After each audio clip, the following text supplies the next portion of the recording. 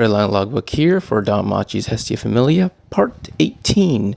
And in the last video, we left off with Hestia finally getting a glimmer of hope because she's finally getting help from Hermes and Aranos, in a sense. And so they need to complete their mission while hoping Bel is able to hold out. As for Bel, he is holding out the best he can. In fact, his training just increased significantly, or is becoming more brutal and more vicious as the Gulliver brothers, Hadine and Hagni, just rip him apart. Hadine even begins to lecture him more and more on how he should be fighting, basically telling him he should be able to attack, defend, and evade in all directions at all times. Obviously, Bel thinks it's absurd, but that's basically where his training's at. But there's a glimmer of hope, because after the baptism, he's sitting down with dinner with everyone else, like always, but this time, he actually gets advice from Van. Van tells him that he keeps having that weird thing where he's with his right arm, where he makes it obvious that he's about to attack with it. And Bel's like, yeah, I've been trying to get rid of that. He's like, no, that's fine against some monster or whatever, but against an adventurer, they're going to notice it, and you're basically going to leave yourself open. So what you should do is sometimes use it as a feint to lure your opponent in. And it's not just Van, the other lower tiers of the familia actually begin to eat with Bel and give him advice on how he can defend himself against the higher tier adventurers. They're actually beginning to respect him because day after day, he keeps getting back up and he keeps fighting against all of the executives and is just brutalized by them. And so Bel is actually winning the respect of the Freya familia. So there's a glimmer of hope, even though it's still just torture at this point. With this little glimmer of hope, Bel is then able to ask Keith if he has permission to go out. And she does not hesitate to say, yeah, you can go out anytime you want. Just make sure to have someone with you because we don't want you to get cursed again. And so as long as he has a first-tier adventurer from the Freya familia with him, usually Alan, he's allowed to wander around the city as he sees fit. There, he tries to do two things. One, interact with anyone that he knows, see if they remember anything about him. They don't. And two, he tries to find Seer, because she's the only individual other than Ryu that just disappeared. And time again, he gets the same answers that they've never heard of her. On top of that, he'll also go into the dungeon looking for the Xenos, but he can never find them. Bel believes there's two possibilities for this. Possibility A, the Xenos are scared of the Freya familia since he's constantly being watched by them, and so they're keeping their distance from Bel at the time. Or B, they never existed and they were just a figure of his imagination, thanks to this possible curse he's under.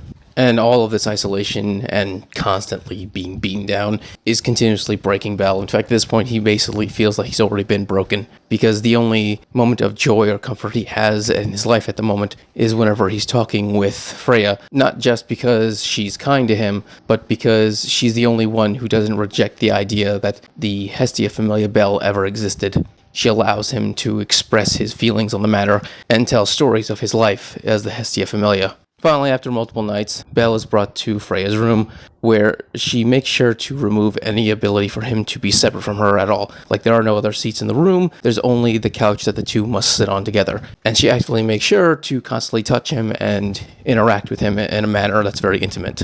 Bel is so tired and worn down and so comfortable with her at this point that this is really just a natural thing that he does go along with. And as they're having their conversation, Freya then points out that Bel isn't responding like he normally does. They're not really having a conversation at this moment because Bel isn't really responding much, and she asked if he's feeling more exhausted than normal. And Bel's only response is, well, yes. The exhaustion of the baptism has been building up, but not just that. It feels like while the Gulliver brothers and Hagni's attacks and training have been pretty standard this entire time, his master, Hadine, has become more and more brutal and vicious in the way he fights Bel, actively wearing him down faster and faster. Bel doesn't know if this is true or not, or if he's just being overly exhausted. All he knows is that he doesn't feel like he can hold out any longer, and that's when he thinks of Eyes.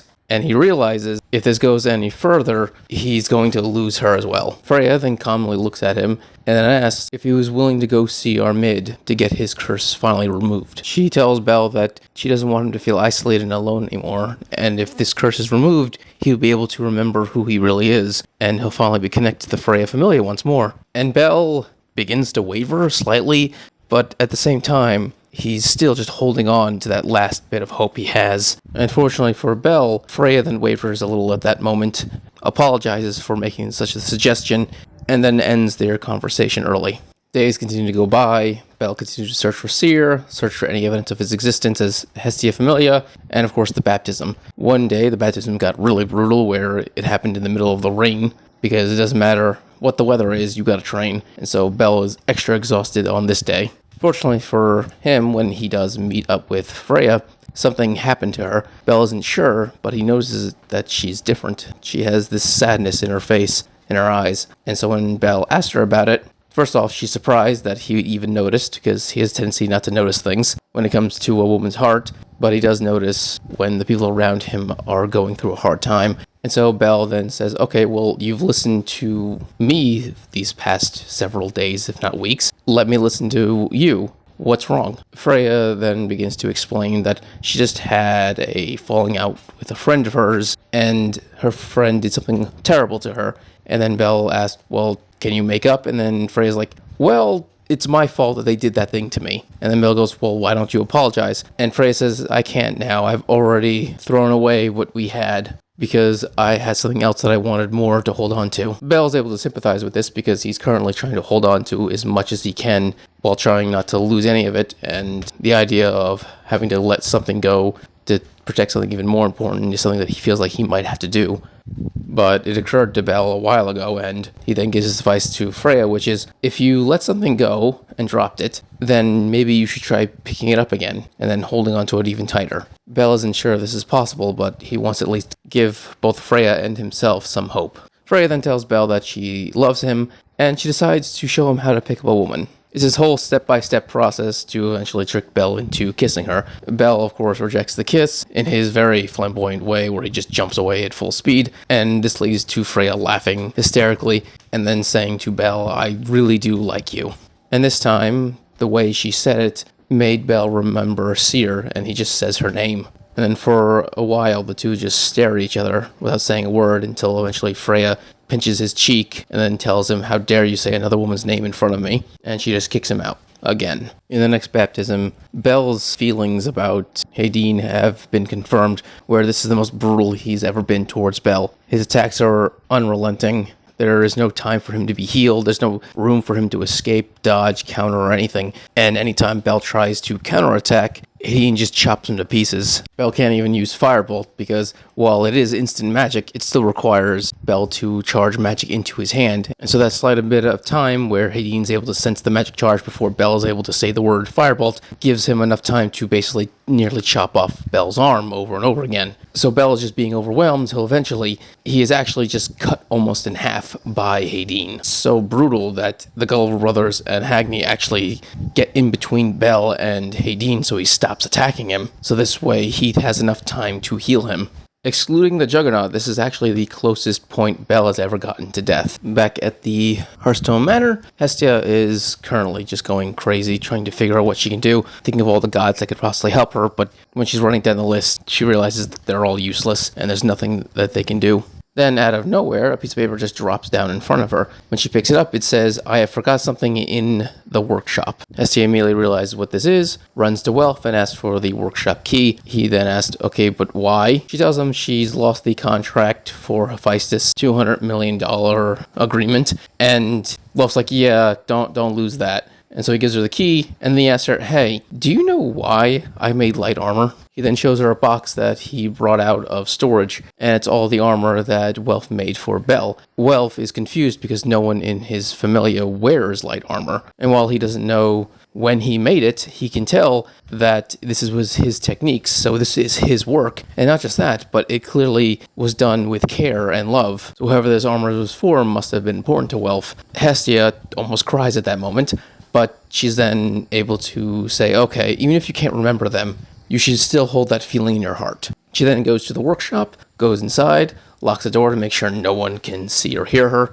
and there is Asfi. Bell is on the verge of completely breaking. His psyche is completely lost. He continues to fight against the executives of the Freya familia, but now, instead of actually trying to fight, he's become basically a zombie whose body just moves to avoid death. And he just shuttles around. He's so broken at this point that when he has his nightly meeting with Freya, when she asks him to sleep with her, as long as she doesn't do anything, he agrees to do it. And so he lies down in bed with Freya, with her holding him, and in this comfort, he begins to wonder, why is he still holding out? Why is he still fighting? If he just gave up at this moment and let Armid erase his curse, he wouldn't have to suffer anymore. Fortunately, Bel is too good of a man, and he can't just ignore his past, especially the part where he rejected Seer because he hurt her, and that pain was real, and if he just pretends like that pain never existed, then he wouldn't be a real man. And so he decides to hold on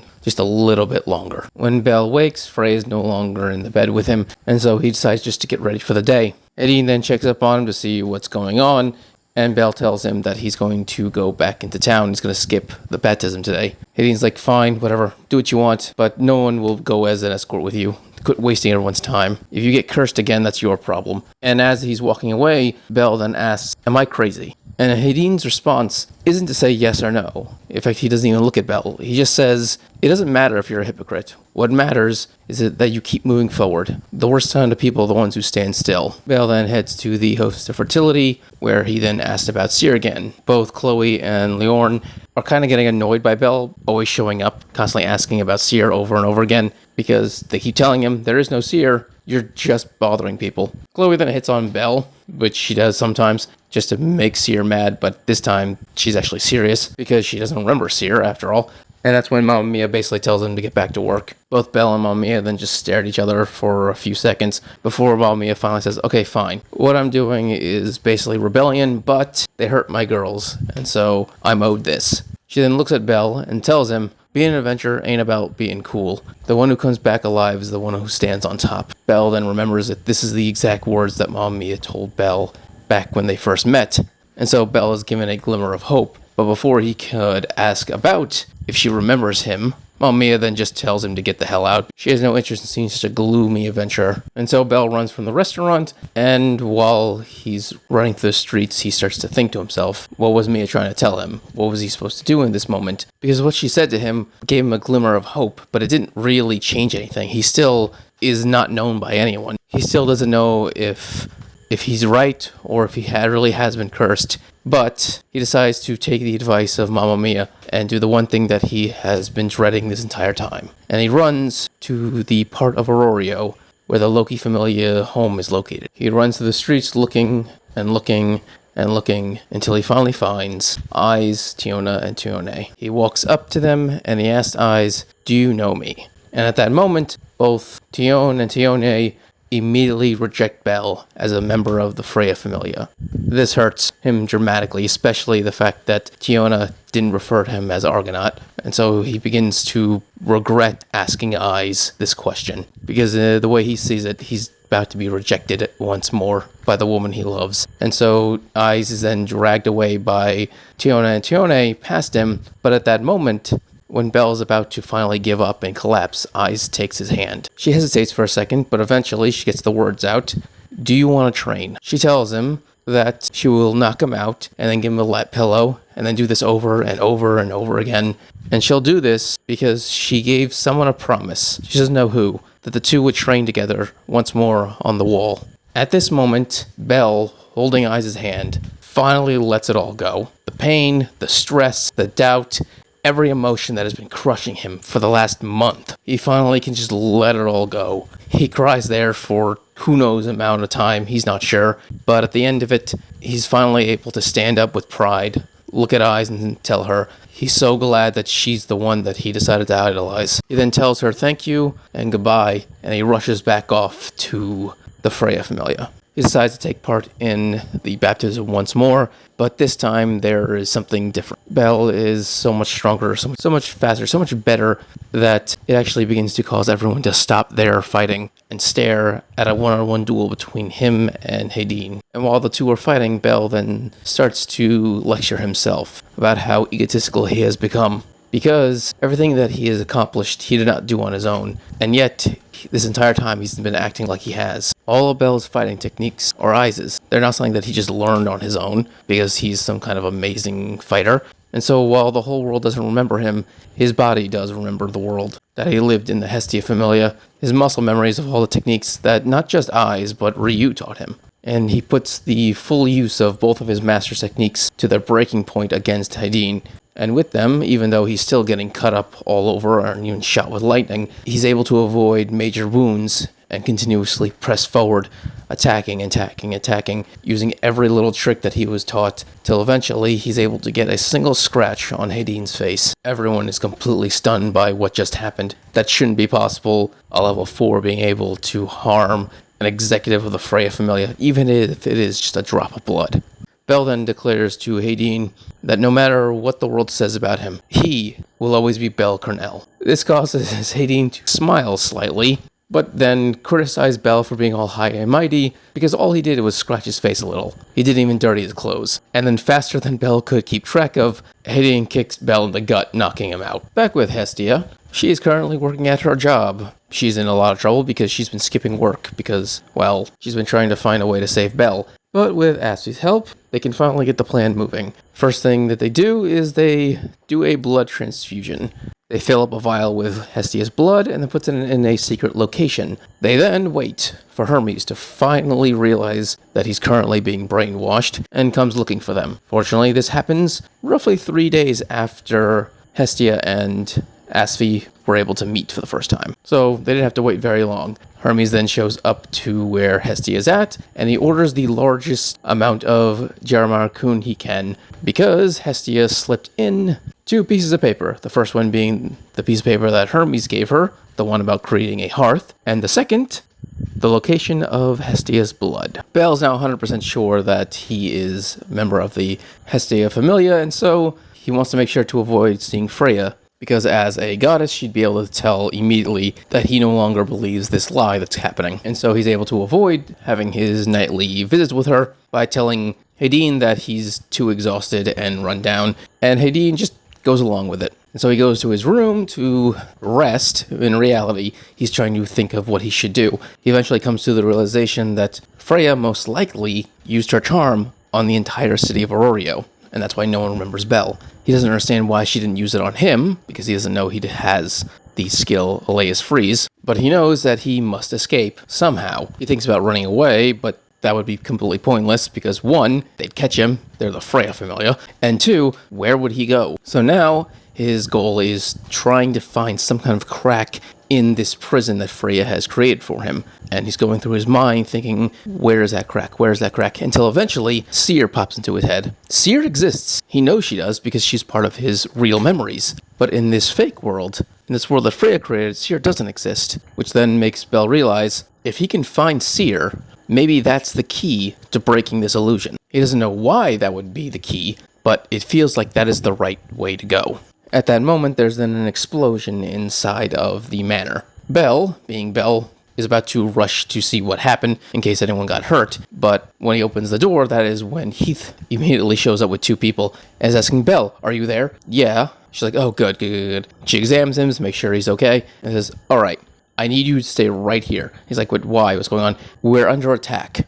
Bel's like, the Freya familia are under attack. That's absurd. But Heath is like, yeah, no, we're under attack, and this might have something to do with the person who cursed you, so we gotta make sure that you're safe. Lady Freya, you're special to her, so for my sake, I need you to stay right here. And then she goes off, leaving the 2 guards to protect Bel. Bel's not dumb. He quickly realizes these 2 are not here to protect him. They're here to stop him from meeting with this intruder, which then makes Bel think there might be a possibility that if he met up with this intruder, he might be able to get the answers he's been looking for. Why else would Heath be so desperate to keep Bel in his room away from this intruder? And so Bel's comes to the decision that he's going to sneak attack his 2 guards and then try to find this intruder. Right before he does that, the 2 guards are then knocked out by some mysterious force. When he decides to look through the hallway to see what happens, he sees a cloak run by, and so he decides to follow. He follows this cloak all the way to a room of broken weapons. When he steps through, the door is then closed and locked behind him.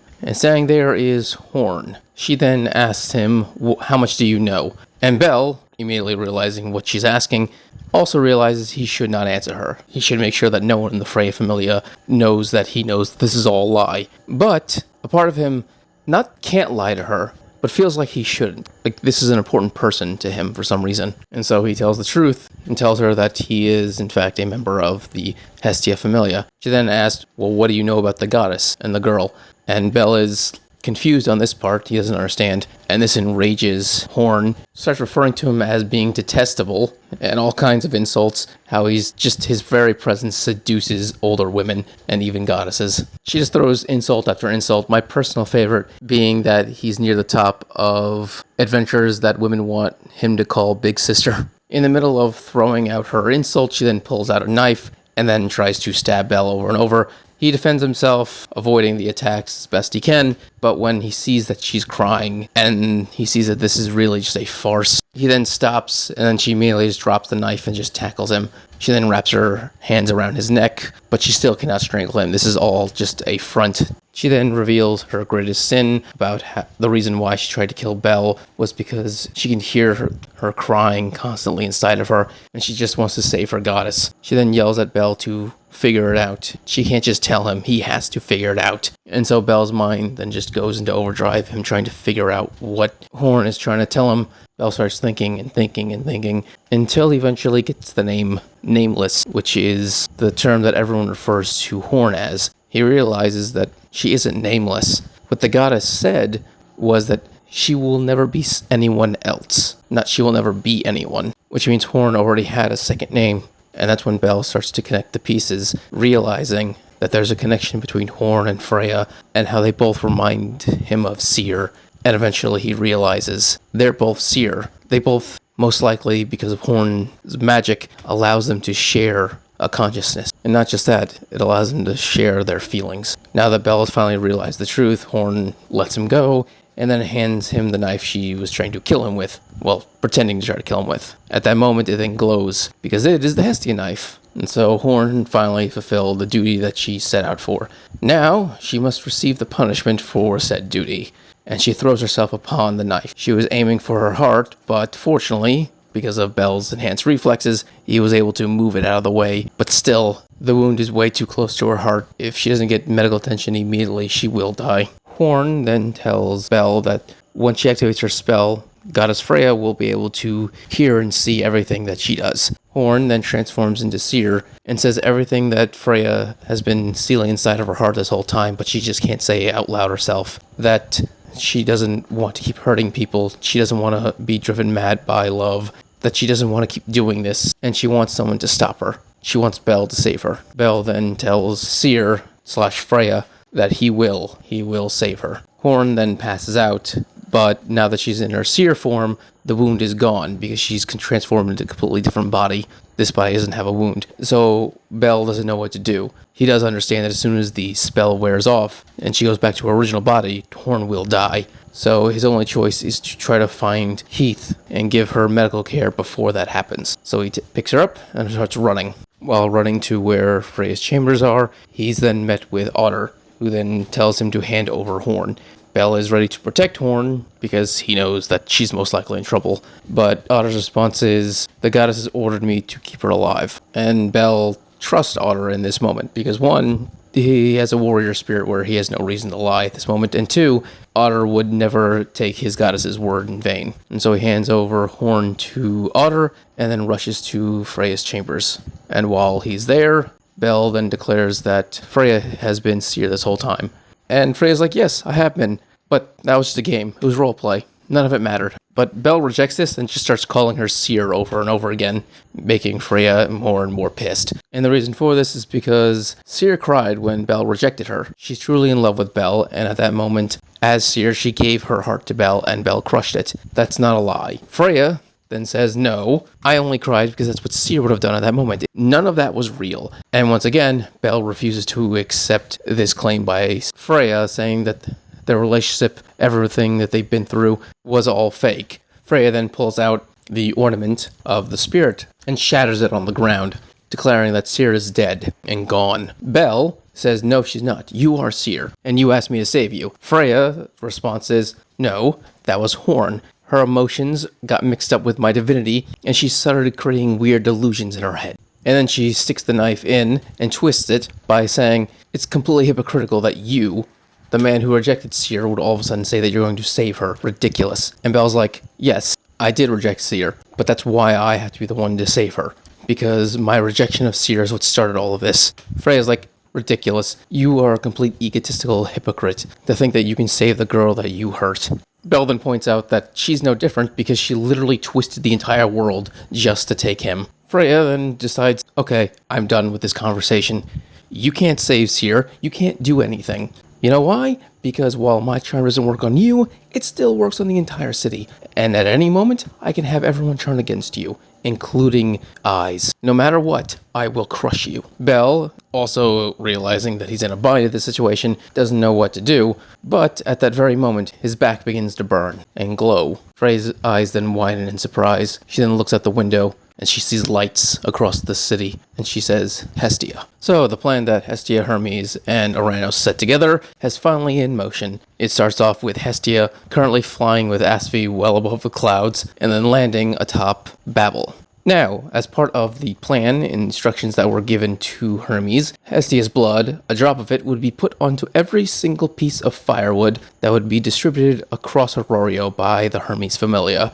And the point of this was because this could recreate the sacred hearth within the heavens. Hestia's domain is quite useless in the mortal realm. It can't really do much because it's literally just a fire that warms your home. Freya's domain is to charm people, Hephaestus is to make weapons, Soma's is to create wine, and Hestia's really isn't that special. But there are occasions when it is special.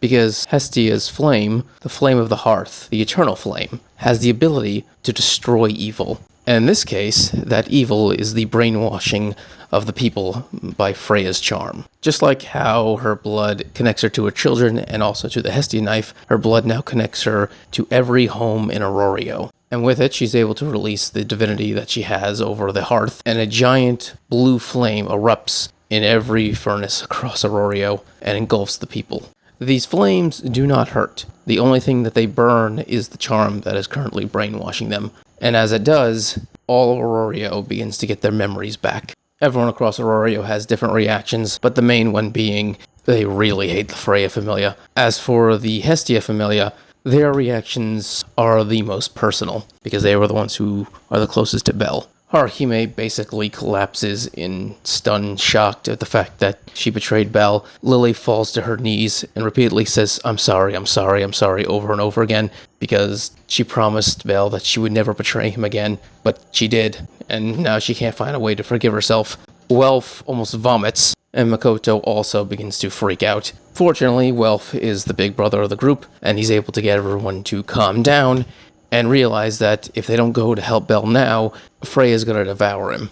This both stirs Lily and Haruhime, who are in love with Belle, basically declare that they will protect his virginity, and they charge out the door. After gathering their weapons, Welf and Makoto fall behind. After Hestia has fully freed the people of Aurorio from Freya's charm, she then has Asfi fly down to Freya's home, and she just crashes through the window into Belle's arms. She then immediately starts bawling her eyes out, apologizing to Belle, but Belle doesn't care. He knows that Hestia just saved him, and he couldn't be happier. Hestia then starts to gloat about the fact that she just won, and Freya has no chance anymore, and she should give up. And Freya's response is, no, the guild won't allow a civil war. It'll destroy Aurorio. Plus, if anything happens to any of the upper-tier adventurers in Aurorio, then the final mission to slay the one-eyed black dragon can't be done. As such, the guild will just give him a slap on the wrist. Nothing serious. Eventually, she will take Belle, even if she has to send Hestia back to the heavens. Hestia can't believe what she just heard. She looks to Asfi to confirm this is true, and Asfi silently nods her head. And so this leads to the only outcome that could happen. A war game between Freya and the Hestia familia and all of their allies. The greatest war game of all. The Great Faction War. Alright, if you enjoyed this video, subscribe, give it a thumbs up so you enjoy more Danmachi and other many things. Thank you, and have a great day.